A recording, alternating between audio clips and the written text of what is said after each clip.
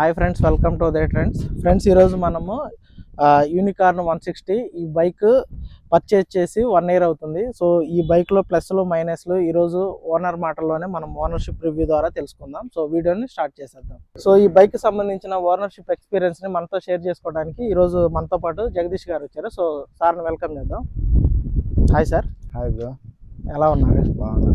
So sir చెప్పండి, ఈ bike సంబంధించి లాస్ట్ 1 ఇయర్గా మీరు యూజ్ చేస్తున్నారు కదా. సో అసలు ఫస్ట్ ఆఫ్ ఆల్ ఈ బైక్ చూస్ చేసుకోవడానికి అలా రీజన్ సార్? ఇది లాంగ్ డ్రైవ్కి ఎక్కువ ఉపయోగపడుతుందని చెప్పి నేను ఎక్కువ లాంగ్ డ్రైవ్ చేస్తూ ఉంటాను. దాని మూలంగా నేను ఈ బైక్ చూస్ చేసుకున్నాను. ఎంత లాంగ్ వెళ్ళినా కానీ బ్యాక్ పెయిన్ కానీ అలాంటివి ఏమీ రాకుండా ఉంటుంది. సో ఫస్ట్ ఈ బైక్ మీరు ఎప్పుడు కొన్నారు సార్? జనవరి 19.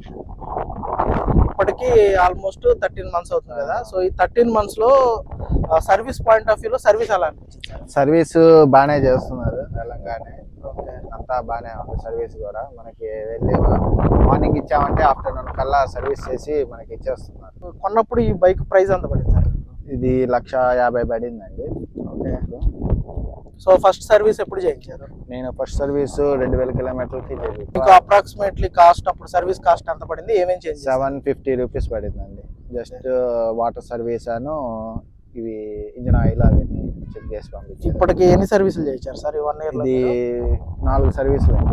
సో రీసెంట్గా లాస్ట్ సర్వీస్ చేసినప్పుడు ఆ కాస్ట్ ఎంత అయింది? సో లాస్ట్ టైం నేను చేయించినప్పుడు అంతే 1,200 రూపీస్ చేంజ్ పడింది. ఓకే. సో ఓవరాల్గా మెయింటెనెన్స్ పరంగా చూస్తే